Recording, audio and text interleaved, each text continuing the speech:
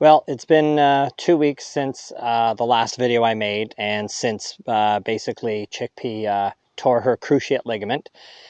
And it's Saturday morning, and I'm out here for my morning saunter.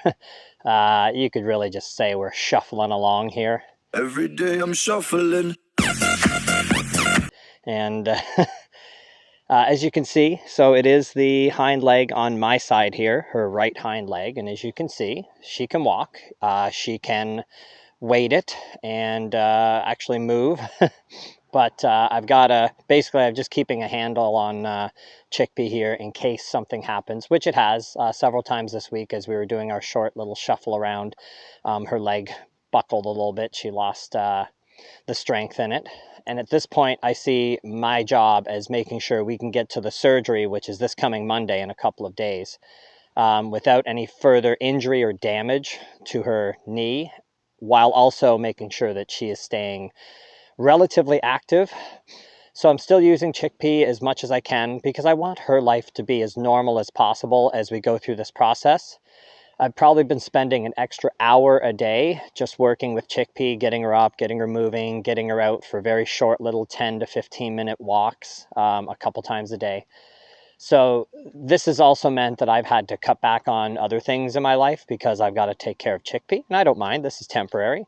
But I made that video a few weeks ago about the amount of money that you might have to invest when you have a dog, and the extra time. And when things like this come up and your dog is as sick or injured, you're probably going to spend even more time. And it's a commitment. I love my dogs, so it's a commitment that is certainly worth it to me to take care of Chickpea.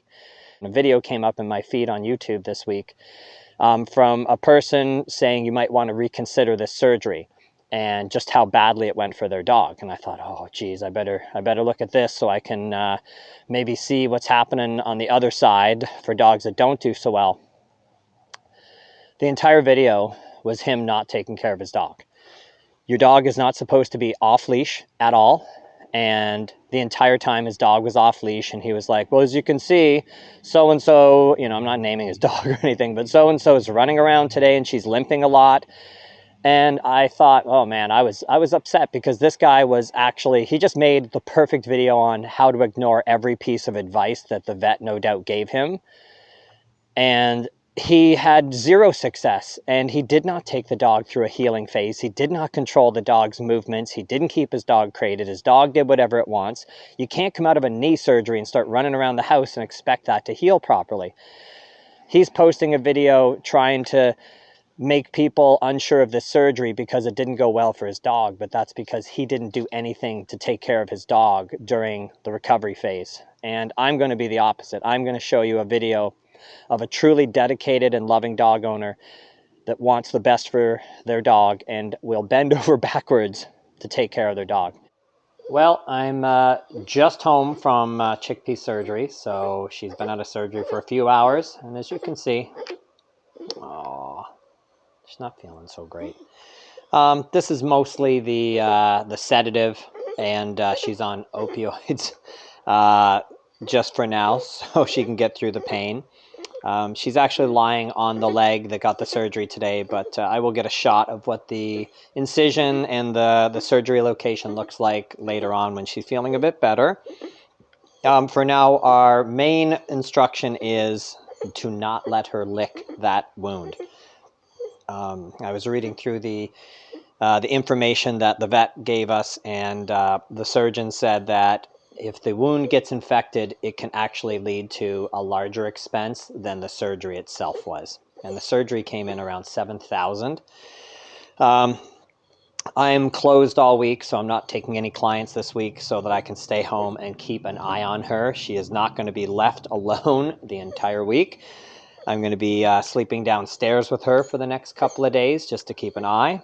And hopefully she falls asleep. I want her to fall asleep just for her, so she can feel a little bit better and just sleep through some of this discomfort right now. We're looking at about 14 days until the sutures come out, and during that 14 days, all I can really do is passive movement, so like bicycling her leg and just keeping the leg moving. Right now, she won't even stand. We're basically like carrying her out in a harness. She's had some incontinence issues when she came home, so hence the garbage bag on top of her bed right now until that clears up. And I did offer her some food tonight, but she is clearly not in the mood to eat anything. I know, sweetheart. I know. We're going to take good care of you.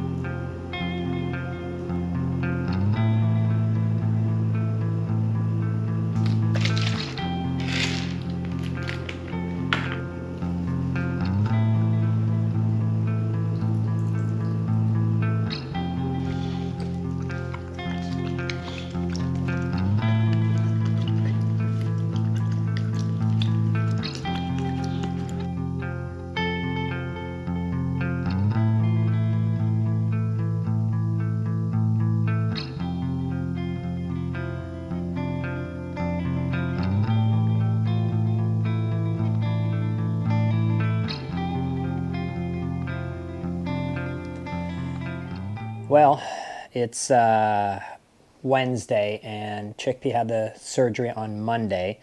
I didn't film anything yesterday. It was just too much. Chris and I were really struggling to take care of Chickpea because we were also struggling to take care of ourselves. Nobody slept on Monday night. It was a rough one. Chickpea was up all night, so were we. And we just wanted to get through the day yesterday.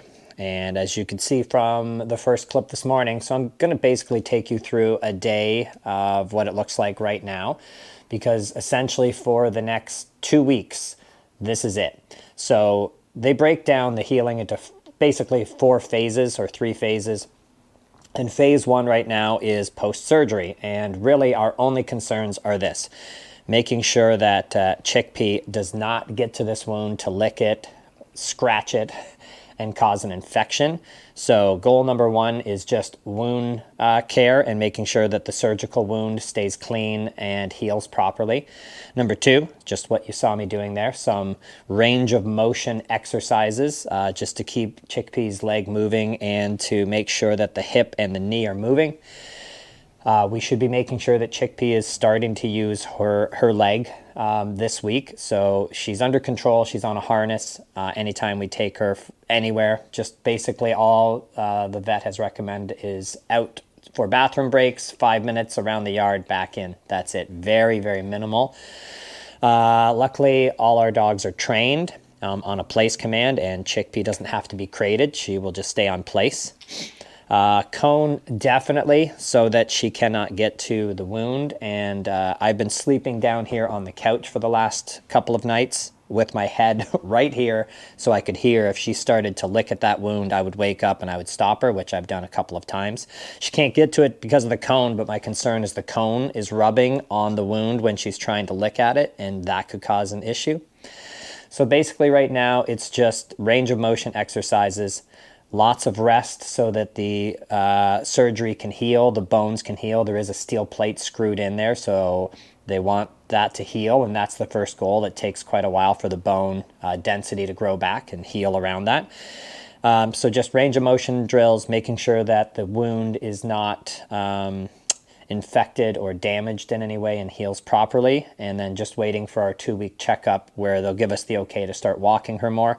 But absolutely going through some exercises as well. They said sitting and then standing, and again Chickpea knows a sit command and knows a stand command, so this is pretty easy stuff for us to get through in the day. And then just a lot of keeping an eye on her right now. And as I mentioned, I took the week off. I've closed down so that I could keep an eye on her. I also hadn't thought of the fact that I wouldn't be sleeping at all. So that's good to remember. If your dog goes through something like this, you'll probably miss a few nights of sleep as you're taking care of them. But generally speaking, she's in good shape. She gets painkillers 3 times a day, and then an anti-inflammatory once a day, and an antibiotic to make sure that that wound does not get infected. And the wound itself looks pretty good. It's not too bad. She doesn't seem to be in much pain, so we're in good shape there. And we'll just get her through each day for the next 2 weeks until the vet can see her again and gives us the thumbs up to start doing more. Yes, it's ice pack time. The other thing that we're doing right now is getting an ice pack on that surgical wound a few times a day, help to bring down some of the inflammation and the swelling. She is on an anti-inflammatory, as I said, but ice pack, nothing beats an ice pack for taking down swelling at a wound or an injury. I know, P. No.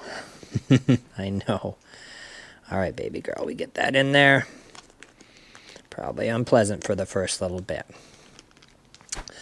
Also, it helps if you have a very easygoing dog like Chickpea is. Her temperament lends it to this. I've often thought about what if you had a dog that was a little bit aggressive. Like I get lots of contacts from dog owners that are looking for help because they come near their dog when their dog is on their bed and their dog snaps at them, or if they try and move the dog when the dog is sleeping, it growls. What if you had that dog? Like, what if trying to do this, the dog was showing aggression, right? And inhibiting their own healing? I don't know. It'd be a tough one for sure. You'd have to muzzle the dog and just push through it anyway, right? Because sometimes this stuff just has to be done. But thankfully, Chickpea is a kind and easygoing, gentle soul of a dog that basically is very pliable and just allows me to do all of this stuff. She doesn't protest when we put the cone on. She doesn't care when we put the harness on. And she's just been really easy to handle in that way, thankfully. So, you know what? I'll take whatever I can get in this process as we take Chickpea through it.